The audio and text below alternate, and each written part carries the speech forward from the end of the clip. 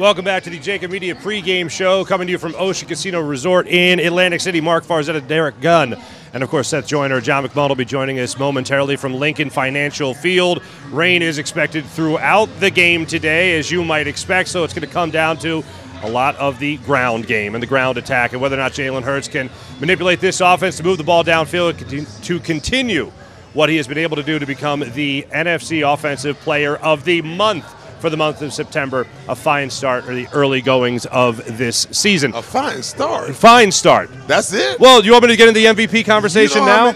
I'm not saying that. Oh, but NFC Offensive Player of the Month? Huge. That means that he's been the best offensive player in the National Football Conference. Mm-hmm. I mean, you're talking about 16 teams.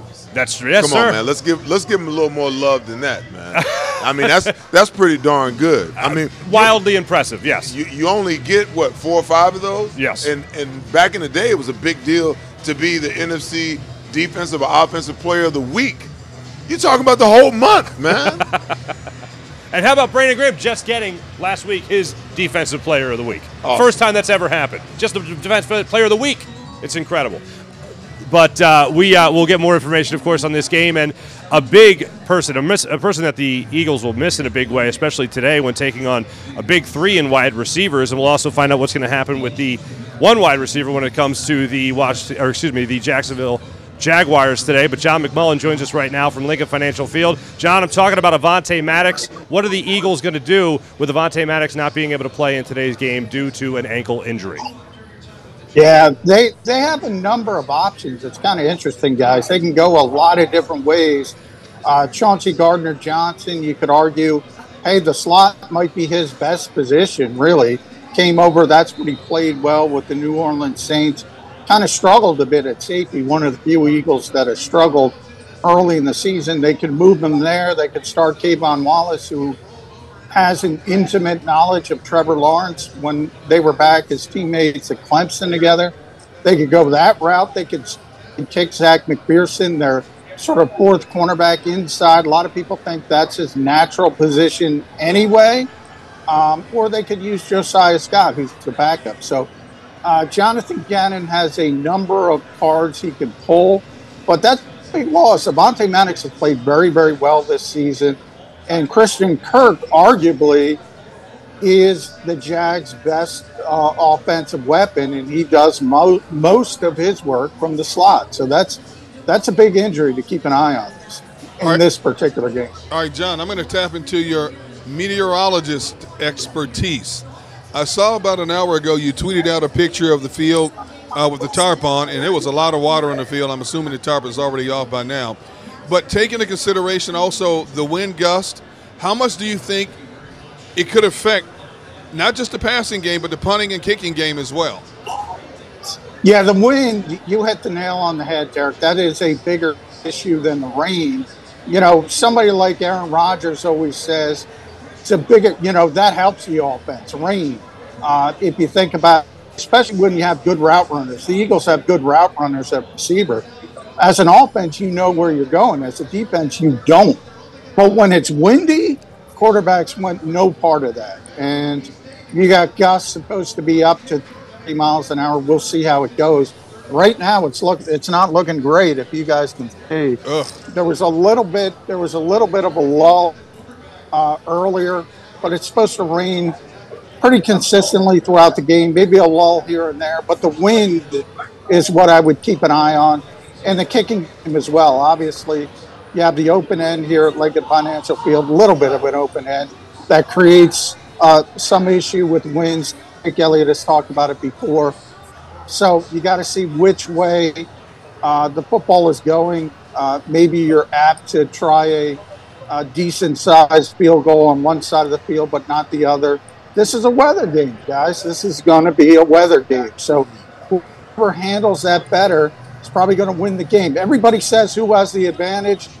Well, nobody has the advantage. It's who handles it better. Everybody's got to play in the same elements. John, you're 100% right. And just to go back, I was really, really looking forward to this Christian Kirk, Avonte Maddox matchup. I think that Jonathan Gannon's best option is to go to Gardner in the slot. I don't know how that weakens the rest of the back end, but I digress. I want to talk about the matchup between this running game, which is in the top 2 or 3 running games, the Philadelphia Eagles running game, against the #1 ranked rush defense in the NFL, the Jacksonville Jaguars. They're only giving up 55 yards per game. They held the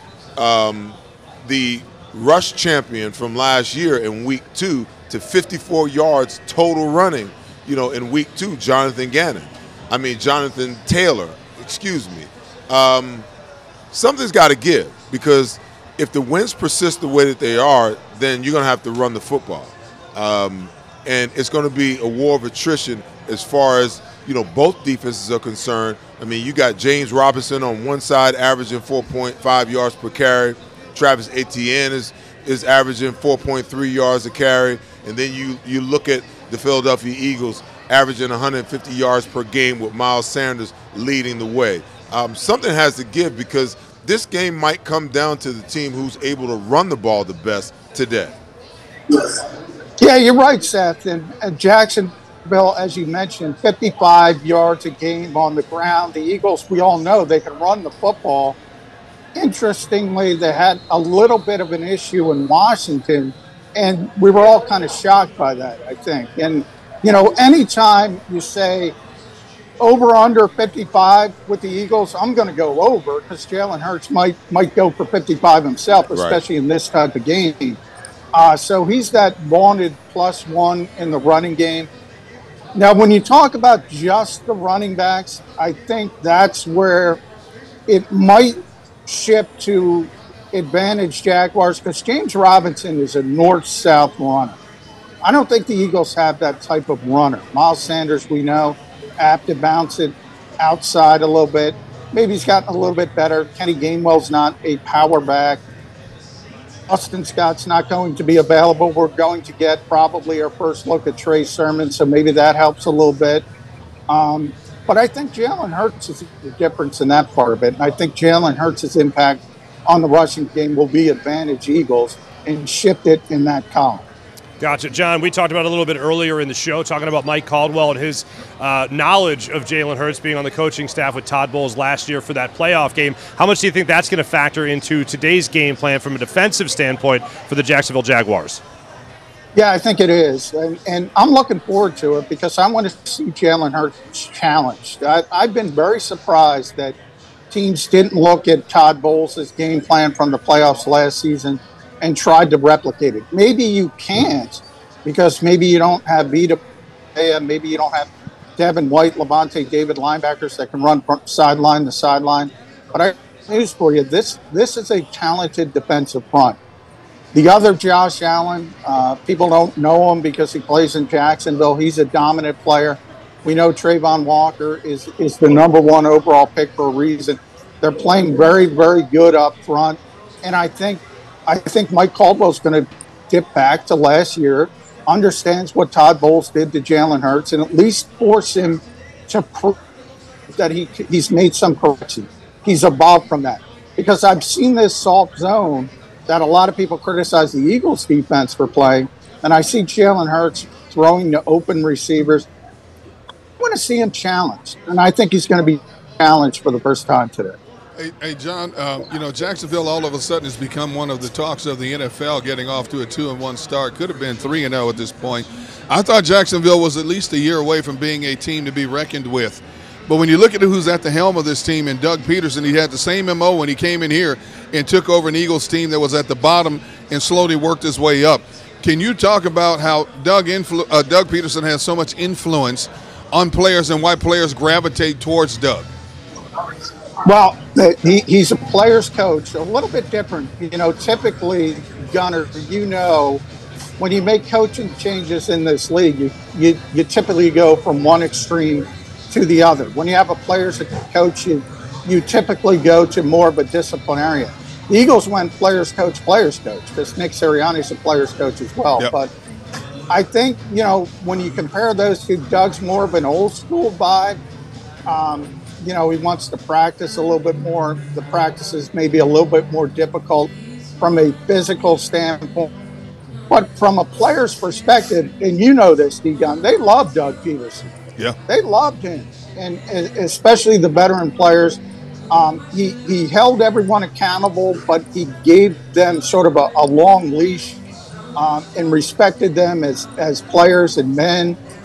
So I think from that standpoint, the culture change in Jacksonville from Urban Meyer to Doug Peterson has been huge, to the point you really can't put into words how much of a difference it has made for that organization. I said my easiest prediction preseason was Jacksonville would be thrilled with Doug Peterson, and they are thrilled with Doug Peterson. You know, John, I want to go back to you know, your comment. You said you want to see Jalen Hurts challenged. You know, I think he was challenged in game one. I think they threw something at both him and the offensive line that it took him a long time to kind of figure out. You know, they go to week 2 against Minnesota, and Minnesota played, you know, probably 3 coverages the entire game. You know, I agree. They weren't tested there. The running game was tested against Washington because all of those inside runs that they were trying to run, you know, they're just so dominant with those 2 first-rounders at defensive tackle. They could get nothing going in the run game. So I'm just trying to I'm trying to figure out, I mean, what is it that Mike Caldwell can show Jalen Hurts that he hasn't seen, that he hasn't experienced? He saw Todd Bowles' defense twice last year. So I'm positive, I'm sure that he's probably gone back and watched both of those games and saw the things that Todd Bowles, you know, tried to do to him did to him last year. And then when you get your 3-4 game breakdown, you know, on the Jacksonville Jaguars, listen, we know that they try to morph in and out of defenses. They move their front. They roll their coverages. They try to confuse the quarterback. He's going to be tested. But I think that there's some lessons that Jalen Hurts has learned from the 2 games that he played against Todd Bowles that will pay dividends for him today. That's the thing about Todd, Seth. I think he's one of the better defensive minds in this league. I think the first time Jalen saw Tampa Bay was not like the second time. I think the second time they unleashed this kind of mentality. They were doing a lot of blitzing, keep him in the pocket, and if he wasn't going to stay in the pocket, A, they wanted him to go left, and B, they wanted to funnel him. Now, they have those linebackers that can do that. Detroit, as you mentioned, they tested him from a blitzing perspective, but they didn't have the back end of the plan down. They couldn't do anything with him when he escaped the pocket, and that's where Tampa Bay did a really good job. Now, I can't tell you if Jacksonville has the talent to do that either, but I think he's going to try. And I think, you know, as you mentioned, the Minnesota game, Jalen got very, very comfortable. He was very comfortable throwing the ball against Washington. He was not comfortable throwing against Detroit, and that was, you're right, you know, he was able to put the team on his shoulders from a running perspective, and that 4-minute offense at the end of the game was just a great job by the offensive line. Everybody, the running attack +1. When I say test, I should have said test from a pass perspective. In other words, you know, as you mentioned, the soft coverage. Look, when guys are open, guys are open. He's an NFL quarterback. He has proven he can make those throws. We know he's passed that test. Now I want to see a more intricate defensive scheme, try to throw some curveballs at him. I think we're going to get that with Mike Caldwell. We'll see. I would be surprised if he didn't try some things that Jalen Hurts hasn't seen this season. John, I know we've talked a lot about the passing game and the weather as well, whether or not that's going to affect the passing game. But when it comes to the run game, how big a game could this be for Miles Sanders and this offensive line, as well as Kenny Gainwell trying to run the football on the Jaguars? Yeah, I mean, the running game's going to be big, and it's really been all Miles Sanders. Kenny Gainwell hasn't done much. Boston Scott hasn't done much, although he was a big part of that 4-minute offense in week 1, and Boston's not going to be available. So maybe you'll see a little bit of Trey Sermon. But this is a Miles Sanders game. This is where you know, you should lean on Miles Sanders. And maybe you talk about those 11 touches Boston Scott got over the first 3 games. Maybe just split them up between Miles Sanders and Kenny Gainwell. Those are going to be your 2 major running backs. And in this kind of weather, they have to produce. The good news is I think Miles has played very, very well this season. The bad news, he's been dealing with a little bit of a hip issue. So we'll see if he can ramp up and have that many touches. Hey, John, last week this Eagles defensive front had its way against Carson Wentz and that porous offensive line. They're stepping up significantly in competition this week because Jacksonville's offensive line, you have Cam Robinson on the left side. They brought in Brandon Scherr from Washington, and Jawan Taylor is a former first-round pick. That offensive line has been playing very well. Can the Eagles' 4-man front be effective against their offensive line, or will they have to blitz more today?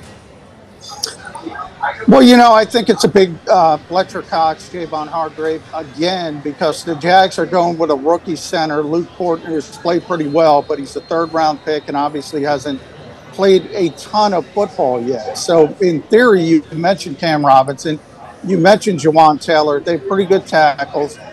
Brandon Scherr is in Jacksonville. There's an all-pro level player for many, many years. And if he has a few more seasons like he did in Washington, we might be talking about him as a potential Hall of Fame player. That's how good he is. So it is a better offensive line than you're typically used to with Jacksonville. You know, will they need to blitz more than they did in Washington? Yeah, probably. I mean, you're normally not going to get 9 sacks and 17 hurries. I would think Jacksonville puts up a better effort than that. Well, John, 2 things. I want to go back to Miles Sanders, and the running game. I'm a little concerned about the running game today because the mindset is to have Miles only touch the ball around 16 to 17 times in the rushing game. They really don't like to go over that number. I think there's some analytics out there that says that, if he gets above that number, the probability of injury goes up exponentially. This is one of those games today that you might run the football a heck of a lot more than you throw the football just because of the weather. And I'm just trying to figure out how that plays into the mix. If Boston Scott is down, I think that, he's the perfect build, the perfect running back, to go 1 and 2 with Miles Sanders today. I don't necessarily think that Kenny Gainwell can give you that. Listen, Trey Sermon was a heck of a running back in college. There's always a reason why a quarterback is on one roster and off and then brought onto another roster. And here we, today he's up and supposedly Boston Scott is down. It's just interesting, some of these things that are going on and just understanding, how the Eagles think about the running game and how it applies to their offense. They may run the ball today 60-40, 55, 55-45. And I'm really concerned about what that means to the workload of Miles Sanders. One thing, Seth, I think Nick Sirianni has proven is he will do what it takes to win a football game. So I think you're right. He typically listens to the analytic people during the week. But, you typically aren't playing a game in this weather. So that's going to shift thinking for Nick Sirianni. In an optimum atmosphere, yeah, he probably only wants Miles Sanders to touch it 15, 16 times and get that committee approach going. He has proven consistently he will do what it takes to win a football game. And if this game gets ugly and you can't throw it because there's 30-mile-an-hour winds, he will run the football and he will use his best running back. I don't think there's any doubt about that. Not that we ever root for injury, John, but this just came across. Zay Jones is inactive today for the Jacksonville Jaguars, so that alleviates the Eagles a little bit with the idea of missing. I mean, they still got to face Christian Kirk, obviously, but when you don't have Avonte Maddox, it helps their situation for the Jaguars receiving core not to be as talented as they could be coming into today's game. John, thanks so much for joining us. Appreciate you joining us there from Lincoln Financial Field. All right, thank you, guys. Appreciate you. John McMullen joining us from South Philadelphia. That is a break. Again, not to root for injury. We never do, but they're not going to be as good this afternoon in South Philadelphia as they certainly could have been. When we come back, we'll take a look more so at Jalen Hurts and establish why he's not exactly having a fine start, but a phenomenal start to the season. We'll talk about that when we return here on the JAKIB Media Pregame Show.